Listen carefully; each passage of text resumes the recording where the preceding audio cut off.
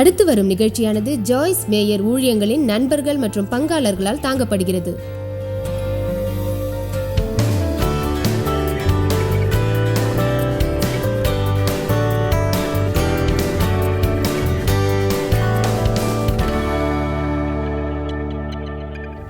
உங்களுக்கு எதிரான எந்த ஒரு ஆயுதமும் தழைக்காது.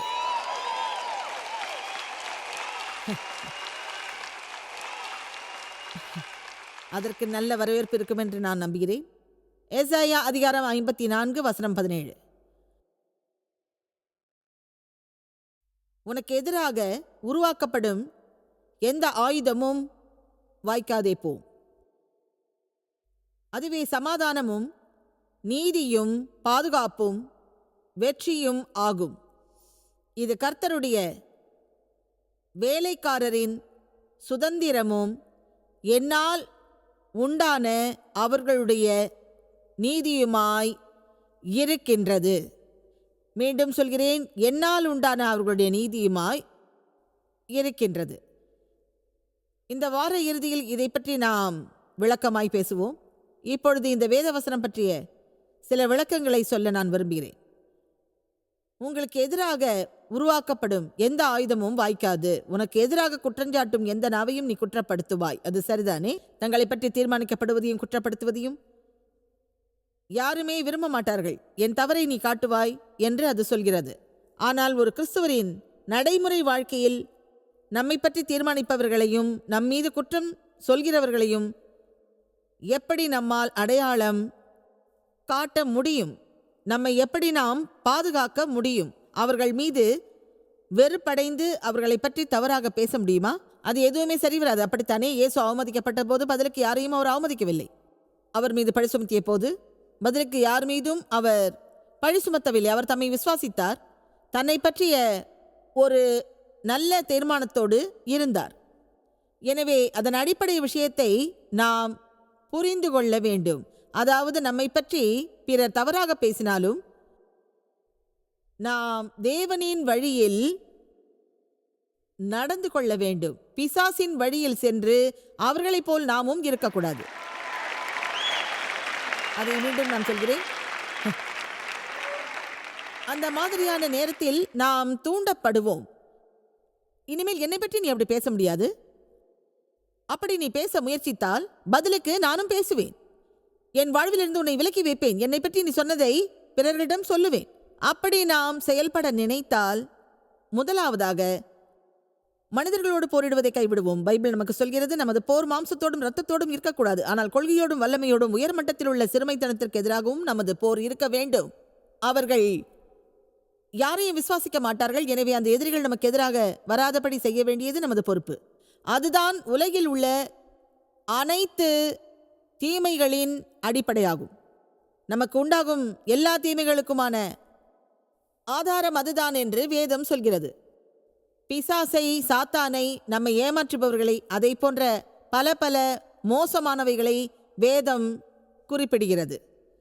பிசாசை பற்றி யார் பேச விரும்புவார்கள்? துரதிருஷ்டவசமாக சில திருச்சபைகளில் பிசாசை பற்றி பேசுவது மகிழ்ச்சியை கெடுக்கும் என்பதால் யாரும் பிசாசை பற்றி பேசுவதில்லை. ஒரு திருச்சபையில் நான் அநேக வருடங்கள் இருந்தேன். அங்கு தொடர்ந்து சென்றேன். ஆனால் பிசாசு உள்ளது நிஜம் என்பதை நான் உணரவில்லை.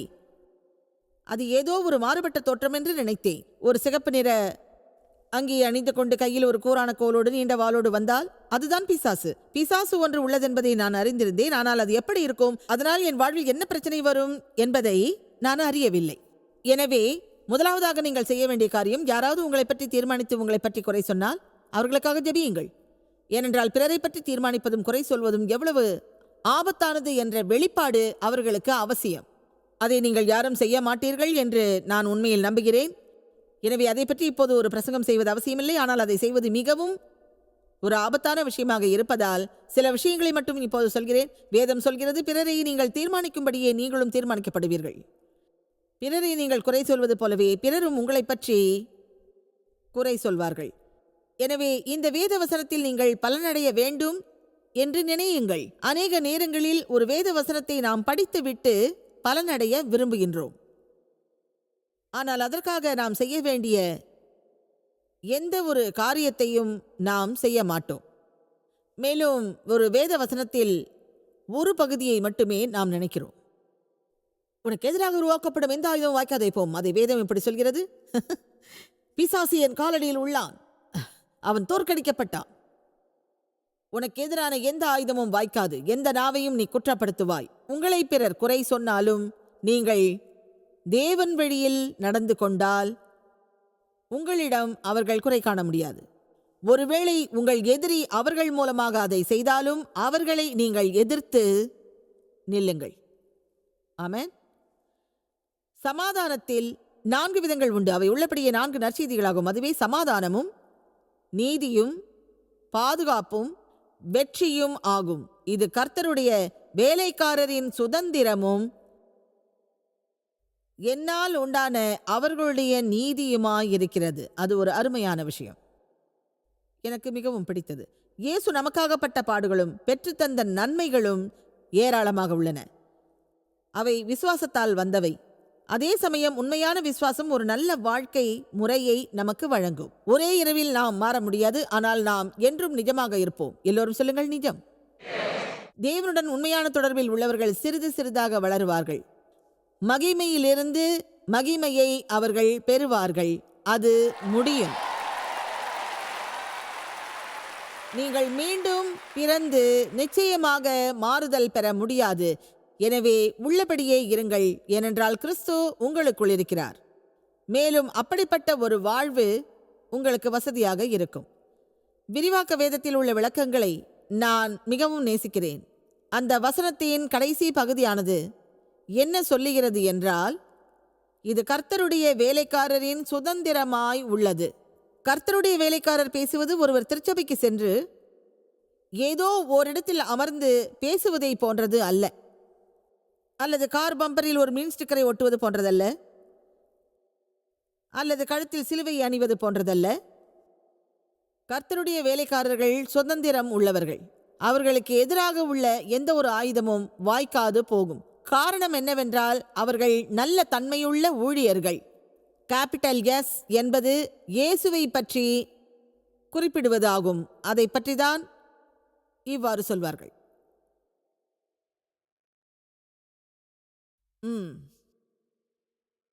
எல்லோரும் பயந்து நடுங்காமல் என்ன செய்வதென்று அது சொல்கிறது. தேவனோடு நாம் சஞ்சரிக்கும் போது பொறுப்போடு இருக்க வேண்டும் என்று அது சொல்கிறது. நீங்கள் அக்கறை உள்ளவர்கள் என்பதால் உங்களிடம் நான் ஒன்று சொல்கிறேன், நீங்கள் அதை அறிய வேண்டும். ஏனென்றால் வியாழன் இரவு நீங்கள் புறப்பட்டு இங்கு வந்துள்ளீர்கள். தேவனின் வார்த்தை போதிக்கப்படுவதை தொடர்ந்து கேட்கிறீர்கள். உங்களுக்கு முன்னால் நான் பேசுகின்றேன். டெக்சாஸ் மாகாணத்தில் இந்த சான் ஆண்டோனியா நகரத்தில் போதிக்கப்படும் இந்த போதனையை இந்த உலகில் உள்ள மில்லியன் கணக்கான மக்கள் கேட்கிறார்கள். ஆமென். ஒன்று மட்டும் புரிந்து கொள்ளுங்கள், லட்சக்கணக்கான மக்கள் வெறுமையோடு, தனிமையில், குழப்பத்தோடு திருச்சபைகளில் வாரந்தோறும் வந்து அமர்ந்திருப்பதை நான் அறிவேன். அவர்கள் புதிய பிறவியோடு இருக்கலாம், ஆனால் அவர்கள் அக்கறையோடு நிச்சயமாக இல்லை. அவர்களுக்கு எந்த பொறுப்பும் இல்லை. அவர்கள் முழு மனதோடு அங்கு செல்வதில்லை. வேதம் சொல்லும் முதலாவதும் முக்கியமானதுமான கட்டளை இதுதான்: நீ உன் தேவனாகிய கர்த்தரிடத்தில் உன் முழு இருதயத்தோடும் முழு ஆத்மாவோடும் முழு பலத்தோடும் அன்பு கூறுவாயாக. அதாவது எல்லாவற்றோடும், அவரை எல்லாவற்றிலும் நாம் நேசிப்போம். எனவே நீங்கள் முழு மனதோடு இருக்க உங்களை ஊக்கப்படுத்துகிறேன். அதை செய்யுங்கள். பிறகு தாம் விரும்பும் கிரியையை தேவன் உங்களிடம் செய்வார். உங்களுக்கு நான் சொல்வது இதுதான்: உங்கள் வாழ்வில் ஏதாவது ஒரு பகுதியில் தேவனிடம் உங்களால் மனம் திறக்க முடியாவிட்டால் இன்றே ஒரு தீர்மானம் எடுத்து இப்படி சொல்லுங்கள்: தேவனே, என் வாழ்வில் நீர் விரும்பும் எந்த பகுதியில் வேண்டுமானாலும் நீர் வருவீராக. உமக்காக எந்த அறையும் மூடப்படவில்லை, எந்த பொருளும் விலக்கப்படவில்லை. அதன் பிறகு நம்மிடம் நமக்காக உள்ள திட்டத்தை விட தேவனிடம் நமக்கான நல்ல திட்டம் இருக்கும் என்று நீங்கள் விசுவாசியுங்கள்.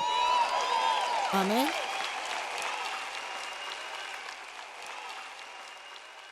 சாத்தான்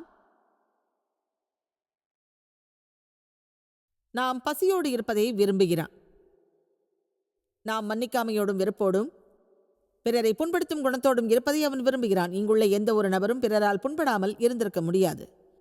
நாம் பிரிந்திருப்பதையே சாத்தான் விரும்புகிறான். அவன் நேசிப்பது பிளவை. அவன் குடும்பத்தை பிரிக்க விரும்புகிறான். அவன் திருமணத்தை முறிக்க விரும்புகிறான். அவன் நட்பை பிரிக்க விரும்புகிறான். நாம் பணிபுரியும் இடத்தில் ஒருவருக்கொருவர் எதிராக இருப்பதையும், திருச்சபையில் உள்ள மக்கள் ஒருவருக்கொருவர் எதிராக இருப்பதையும் விரும்புகிறான். எனவே நாம் விவேகத்தோடு இருந்து எதிரி செய்வதை கூர்ந்து கவனிப்பதோடு இப்படி சொல்வோம், இல்லை, அதில் நான் பங்கு வகிக்கப் போவது இல்லை.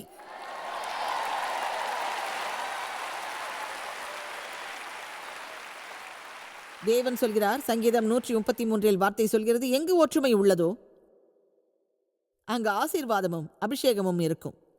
எங்கு ஒற்றுமை உள்ளதோ அங்கே உள்ள மக்களிடம் வெறுப்போ ஆத்திரமோ இருக்காது. அவர்கள் எல்லா நேரமும் சச்சரவில் ஈடுபட மாட்டார்கள். உங்கள் வாழ்விலிருந்த துன்பத்தை நீங்கள் அகற்றினால் நீங்கள் விரும்பியதை நீங்கள் பெறலாம். ஆமென். சமாதானம் வல்லமைக்கு சமம். நாம் எல்லோர் மீதும் கோபமாக இருப்பதையே சாத்தான் விரும்புவான். ஆனால் நாம் அப்படி வாழ வேண்டிய ஒரு அவசியம் இல்லை. நம் வாழ்வில் புயல் வீசும் ஒவ்வொரு நேரத்திலும் நாம் நிலையாக இருப்பதையே தேவன் விரும்புகிறார். பிறர் அவர் நம்மேல் கிரியை செய்வார். அவர் சத்தியம் 4 விதமானது: சமாதானம், நீதி, பாதுகாப்பு மற்றும் எதிர்ப்பை வெல்லுதல். அக்கறையோடு உள்ளவர்களுக்கு அந்த சத்தியம் வாய்க்கும். விசுவாசிகள், சகோதரர்கள், சகோதரிகள், நண்பர்கள் போராட்டத்தோடு இருக்கலாம். ஆனால் அவர்கள் அதை பற்றி நினைத்து பார்க்க வேண்டும். நாம் போராட்டத்தோடு இல்லை என்று நீங்கள் நினைத்தால் ஒரு வசனம் படிக்கிறேன். 2 கொரிந்தியர் 10:3 மற்றும் 4. நாங்கள் உலகத்திலே வாழ்கிறவர்களாய் இருந்தும் மாம்சத்தின் இச்சைகளின்படி, உலக வழக்கின்படி போர் செய்கிறவர்கள் அல்லர். அதில் இருக்கும் ஒரு கருத்தை நான் சொல்கிறேன். நம்மிடம் ஆவிக்குரிய ஆயுதங்கள் பல உள்ளன. அதில் முக்கியமான ஆயுதம் ஒன்று உள்ளது. அதுதான் தேவனின் வார்த்தை. ஆமென். இயேசுவின் நாமம் ஒரு ஆயுதம். இயேசுவின் ரத்தம் ஒரு ஆயுதம். கிறிஸ்துவின் சிலுவை ஒரு ஆயுதம். ஆராதனை ஒரு ஆயுதம். எங்களுடைய போராயுதங்கள் உலகத்தின் ஆயுதங்களாயிராமல் மாம்சம் மற்றும் இரத்தத்தில் உள்ளது. மேலும் அரண்களை அழிக்கிறதற்கு தேவ வல்லமை உள்ளவைகளாய் இருக்கிறது. எல்லோரும் சொல்லுங்கள், நாம் ஒரு போரோடு உள்ளோம். நாம் போரை விரும்பவில்லை, ஆனாலும் ஒரு போரோடு உள்ளோம். அதில் ஒரு உற்சாகமான விஷயம் உள்ளது. நீங்கள் வேதத்தை படித்தால், அதை முழுவதும் படித்தால் அது தெரியும். அந்த போர் ஏற்கனவே வெல்லப்பட்டுள்ளது. ஒரு போரில் ஏராளமானவர்கள் போரிடுவார்கள். அதில் சிலர் மட்டுமே வெல்வார்கள். அதே சமயம் ஒவ்வொரு போரிலும் அவர்கள் ஜெயிக்க வேண்டும் என்ற ஒரு அவசியமில்லை. ஏனென்றால் சில நேரம் அவர்கள் சரியானபடி போரிட்டிருக்க மாட்டார்கள். என்னுடைய போர்களை எப்படி வெல்வதென்று எனக்கு தெரியும். ஏனென்றால் என்னை தோற்கடிப்பதன் மூலம் என் எதிரி மகிழ்ச்சி அடைவதை நான் அனுமதிக்க மாட்டேன். அதே சமயம் நான் போதிப்பவர்களை அவன் வெல்லவும் நான் விட மாட்டேன். ஆமென். பிறகு முடிவில் என்ன நடக்கும் என்பதை நாம் அறிவோம். அவன் ஏற்கனவே தோற்கடிக்கப்பட்ட ஒரு எதிரி. எனவே இங்கே நாம் இருக்கும்போது வெற்றியோடு வாழ்வோம். நமது வாழ்வில் நாம் மகிழ்வதற்காகத்தான் இயேசு இங்கே வந்தார். எனவே வாழ்வில் மகிழுங்கள். அதை ஒன்றுமில்லாமல் கழிக்காதீர்கள். அது நடக்கும்படி நடக்கட்டும் என்று இருக்காதீர்கள். ஒவ்வொரு நாளும் போராட்டத்தோடு இருக்காதீர்கள். எனவே உங்கள் வாழ்வில் மகிழுங்கள். 2 கொரிந்தியர் 2:10 மற்றும் 11 மகத்தான வசனங்கள். அவை 2 வேத வசனங்கள். அது சொல்கிறது, எவனுக்கு நீங்கள் மன்னிக்கிறீர்களோ அவனுக்கு நானும் மன்னிக்கிறேன். மேலும் எதை நான் மன்னித்திருக்கிறேனோ அதை உங்களில் காரணமாக கிறிஸ்துவினுடைய முன்னிலையில் மன்னித்திருக்கிறேன். வசனம் 11 பார்ப்போம். சாத்தானாலே நாம் ஏமாற்றப்படாத படிக்கு அப்படி செய்தேன். அவனுடைய தந்திரங்கள் நமக்கு தெரியாதவைகள் அல்லவே. அது ஏன் தெரியுமா? பிசாசு நாம் அறியாமையோடு இருப்பதை விரும்புகிறான். அதன் அர்த்தம் படிக்காமல் இருப்பதையும், பிசாசு யார் என்பதை நாம் அறியாமல் இருப்பதையும், அவனை நாம் நினைக்காமல் இருப்பதையும், அவன் செய்வதை நாம் உணராமல் இருப்பதையும் அவன் விரும்புகிறான். நீங்கள் கிறிஸ்துவில் யார் என்பதை அறியாமல் இருப்பதையும் அவன் விரும்புகிறான். உங்களுக்குள்ள வல்லமை மற்றும் உங்களுக்குள்ள அதிகாரம் ஆகியவற்றை நீங்கள் அறியாமல் இருக்கவே அவன் விரும்புகிறான். இந்த உலகில் இன்று நிகழும் தீமைகள் மற்றும் கொடுமைகளை நீங்கள் சிறிதளவு கூட அறியாமல் இருப்பதையே அவன் விரும்புகிறான். நம்மை இருட்டில் வைக்கவே அவன் விரும்புகிறான். உண்மையிலேயே பிசாசை பற்றி வேதத்தில் உள்ளதை நாம் முழுவதும் அறிவது நல்லது. அதை அறிந்தால் நீங்கள் அதிர்ச்சி அடைவீர்கள். எனவே சாத்தான் நம் மீது ஆதிக்கம் செலுத்தாதபடி நாம் செய்வோம். ஏராளமான மக்கள் இங்கு இருக்கிறீர்கள். இந்த நிகழ்ச்சியை மக்கள் டிவியில் பார்க்கின்றார்கள். எதிரி நம் மீது ஆதிக்கம் செலுத்த முயற்சிப்பது உங்கள் எல்லோருக்கும் நன்றாக தெரியும். அவன் கூறிய ஏராளமான பொய்களை நீங்கள் நம்பியிருப்பீர்கள். எனது சிறு வயதில் நான் தவறாக நடத்தப்பட்ட போது என் வாழ்வு அப்படித்தான் இருந்தது. இரண்டாந்தரமாக இருக்கும் என்பதை அவன் நம்ப வைத்தான். அதை நான் நம்பினேன். அந்த எதிரி என்னிடம் வந்து சொன்னான், நீ குழப்பமடைந்துள்ளாய், நீ ஒரு விற்பனை பொருளாகிவிட்டாய் என்று. என் திருமணத்தை பொறுத்தவரை என் 18வது வயதில் நான் மனம் முடித்ததற்கு காரணம், என் இருதயத்தில் அப்படி ஒரு எண்ணம் தோன்றியது. அப்போது என்னை யாரும் விரும்ப மாட்டார்கள் என்று என் எதிரி ஒருவன் என்னிடம் சொன்னான். அந்த நேரத்தில் ஒருவர் என் மீது ஆர்வம் காட்டினார். உடனே அவரை பிடித்துக் கொண்டேன். ஏனென்றால் என் எதிரியானவன் நான் நம்பும்படியாக என்னிடம் போய் சொல்லி வந்தான். அதனால் இந்த முடிவுக்கு வந்தேன். என்னை போன்ற அநேக பெண்கள் ஒரு கடைசி மூச்சியாக திருமணம் செய்து கொண்டிருப்பார்கள், அது சரியாக இருக்காது என்று தெரிந்த போதும். ஏமாற்றத்தின் விளைவாகவும் பயத்தினாலும் அப்படி செய்திருப்பார்கள். சாத்தான் ஒரு பொய்யன், அவன் பொய்களின் தகப்பன். அவனிடம் உண்மை நிச்சயமாக இருக்கவே இருக்காது. அவன் ஒரு ஏமாற்றுக்காரன். அந்த போராட்ட களத்தில் நாம் ஜெயிப்பதற்கான ஒரே ஒரு வழிதான் உண்டு. அந்த வழிதான் தேவனின் வார்த்தையை நாம் அறிவதாகும். தேவனின் வார்த்தையை நாம் சத்தம் போட்டு பேசுவதாகும். நம் தலைமீது அமரும் அந்த எதிரியை எதிர்ப்பதற்கு அது நமக்கு உதவி செய்யும்.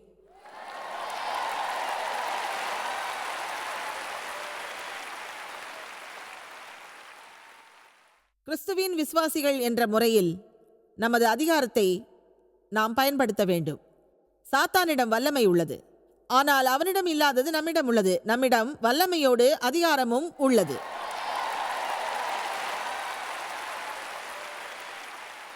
நம் அதிகாரத்தை நம்மால் அவனிடம் தர முடியும். தோட்டத்தில் ஆதாமுக்கு அதிகாரம் இருந்தது. எதிரி சொல்லும் பொய்களை கேட்டு தன் அதிகாரத்தை ஆதாம் அவனிடம் கொடுத்தான். நமது அதிகாரத்தை நமது எதிரியிடம் நாம் வழங்க வேண்டிய ஒரு அவசியமில்லை. சில நேரங்களில் அறியாமையால் அதை வழங்குகிறோம். லூக்கா 10:19 அது ஒரு அருமையான வசனம்.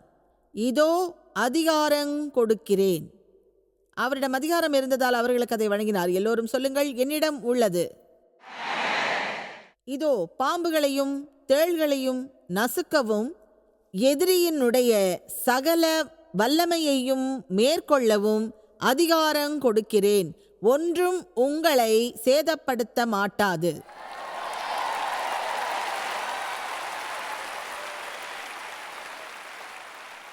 தெளிவாக சொல்கிறேன், அதன் அர்த்தம் எதுவும் நமக்கு எதிராக வராது. அதே சமயம் நாம் தேவனை விசுவாசித்தால் எதுவும் நமக்கு நீண்ட காலமாக நிரந்தரமான பாதிப்பை தராது. தேவனை நீங்கள் நம்புங்கள். யோவான் 16:33 இயேசு சொன்னார், உலகத்தில் உங்களுக்கு பாடுகள் உண்டு என்றாலும் திடன் கொள்ளுங்கள், நான் உலகத்தை வெற்றி கொண்டேன். என்னிடத்தில் உங்களுக்கு சமாதானம் உண்டாயிருக்கும்படிக்கு இவைகளை உங்களுக்கு சொன்னேன். என் வாழ்வில் 23 வருடங்கள் இரவு பயங்கரம் போன்ற ஒரு குழப்பத்தில் நான் இருந்தேன். இப்போது உங்கள் முன்னே குற்றமில்லாமல் நான் இருக்கின்றேன். சுகமளித்து மக்களுக்கு உதவுகிறேன். நம்மை புண்படுத்தும் அநேக விஷயங்கள் பெரும்பாலும் நமது குழந்தை பருவத்தில் நிகழும். தங்களிடம் பிரச்சனை உள்ள மக்கள் நம்மீது ஆதிக்கம் செலுத்துவார்கள். அல்லது இந்த உலகில் உள்ள அநேக பிரச்சனைகளை நாம் சந்திக்க நேரிடும். யாருக்காவது ஒரு பிரச்சனை இருந்தால் அவர்கள் பிரச்சனையின் இடையே நாம் செல்ல நேரிடும். அந்த பிரச்சனையால் நாம் தேவையற்று புண்படுவோம். ஆனால் அதிலிருந்து நாம் சற்று விலகி இருக்கவும் அதன் பின்னர் சுகம் பெறவும் ஒரு வழி உள்ளது. 1 யோவான் 3:8 அந்த வசனத்தின் 2வது பகுதி அதை சொல்கிறது. ஏனெனில் பிசாசானவன் துவக்கத்திலிருந்தே பாவம் செய்து வருகிறான். பிசாசினுடைய செயல்களை அழிக்கும் படிக்கே தேவனுடைய குமாரன் வெளிப்பட்டார் என்று அதில் குறிப்பிட்டிருக்கிறது. நமது எதிரியை தோற்கடித்து ஆதாம் கைவிட்ட அதிகாரத்தை மீண்டும் அது நமக்கு வழங்கும். எல்லோரும் சொல்லுங்கள், நான் ஒரு போராட்டத்தோடு உள்ளேன், ஆனால் என்னிடம் அதிகாரம் உள்ளது, அதை நான் பயன்படுத்துவேன். கடைசியாக சில வசனங்களை இப்போது உங்களுக்கு சொல்கிறேன். மத்தேயு 16:15 முதல் 19 வரை இயேசு அவரது சீடர்களிடம் சொன்னார், நீங்கள் என்னை யார் என்று சொல்லுகிறீர்கள்? பதிலாக சீமோன் பேதுரு, நீர் ஜீவனுள்ள தேவனுடைய குமாரனாகிய கிறிஸ்து என்றான். அந்த விளக்கத்தில் உண்மையான ஒரு வல்லமை உள்ளது. நீ ஜீவனுள்ள தேவனுடைய குமாரன் ஆகிய கிறிஸ்து என்றார். இயேசு யார் என்பதை நீங்கள் அறிய வேண்டும். அவரே மேசியா, கிறிஸ்து, ஜீவனுள்ள தேவனின் குமாரன். அவரே தேவாதி தேவன், பிதாவிடமிருந்த எல்லா ரூபங்களுடனும் படைக்கப்பட்டவர். அவர் மரித்தார், மரித்ததிலிருந்து உயிர்த்தெழுந்தார், அவர் மீண்டும் வருவார். ஆமென்.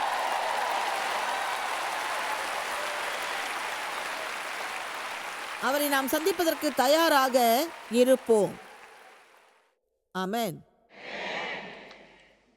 இயேசு அவனை நோக்கி, யோனாவின் குமாரனாகிய சீமோனே, நீ பாக்கியமுள்ளவன் என்றார். பேதுருவின் இன்னொரு பெயர் யோனா. மாம்சமும் இரத்தமும் இதை உனக்கு வெளிப்படுத்தவில்லை, விண்ணுலகத்தில் இருக்கிற என் பிதா இதை உனக்கு வெளிப்படுத்தினார். இயேசு என் தேவன் என்று யார் சொன்னாலும் உள்ளபடியே அதை விசுவாசியுங்கள்.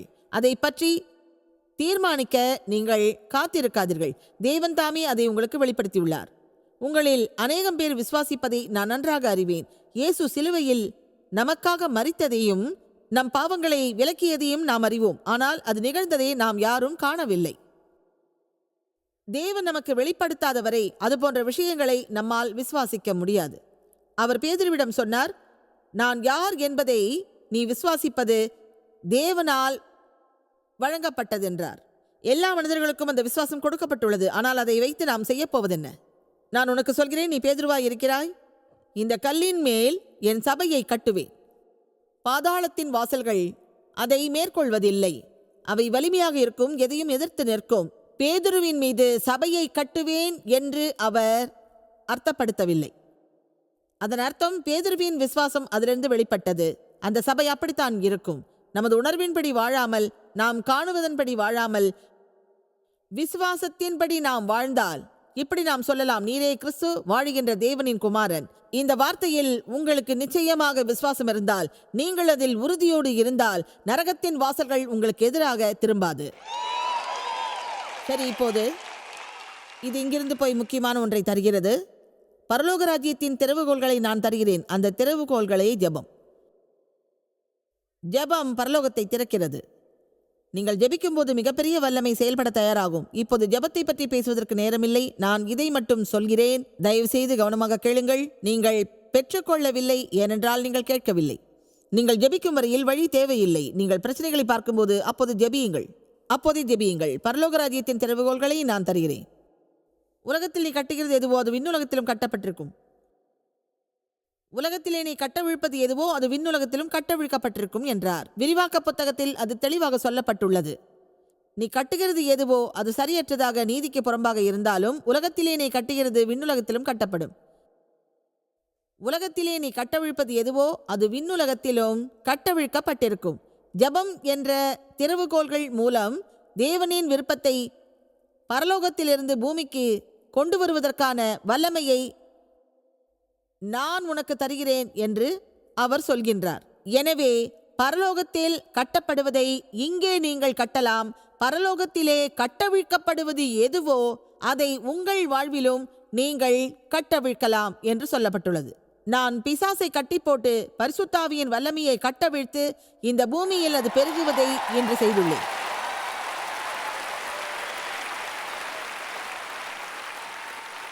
அது ஒரு சிலருக்கு மட்டுமல்ல, ஒவ்வொரு விசுவாசிக்கும் உரியது. உங்களிடம் அந்த வல்லமை உள்ளது. ஆனால் அதை நீங்கள் விசுவாசிக்க வேண்டும், பயிற்சி செய்ய வேண்டும், பயன்படுத்த வேண்டும்.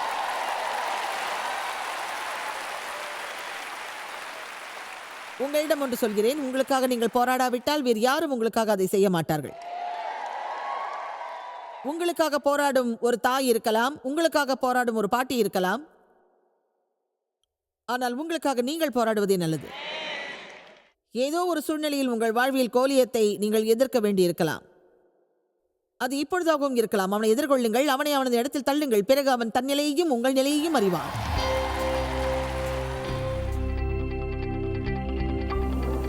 கிறிஸ்துவின் விசுவாசிகள் என்ற முறையில் எதிரியை எதிர்கொள்ளும் வல்லமையும் அதிகாரமும் நமக்கு உள்ளது.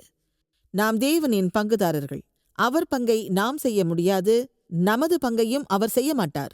இதை நான் உறுதியாக உங்களுக்கு சொல்வேன். அவருடன் இணைந்து நாம் செயல்படுவதையே அவர் விரும்புவார் என்று வேதம் சொல்கிறது.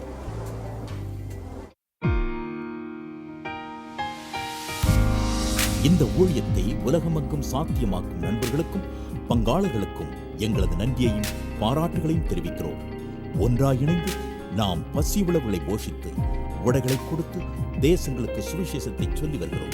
எங்களை தொடர்பு கொண்டு www.jmmindia.org உங்கள் ஜெபத் தேவைகள் மற்றும் எங்களின் வெளியீடுகள் பற்றி அறிந்து ஜாய்ஸ் அவர்கள் நிகழ்ச்சிகளை அறிந்து எங்களோடு இணைந்து தேவ அன்பை உலகிற்கு பரவச் செய்யுங்கள். அடுத்து வரும் நிகழ்ச்சியானது ஜாய்ஸ் மேயர் ஊழியங்களின் நண்பர்கள் மற்றும் பங்காளர்களால் தாங்கப்படுகிறது.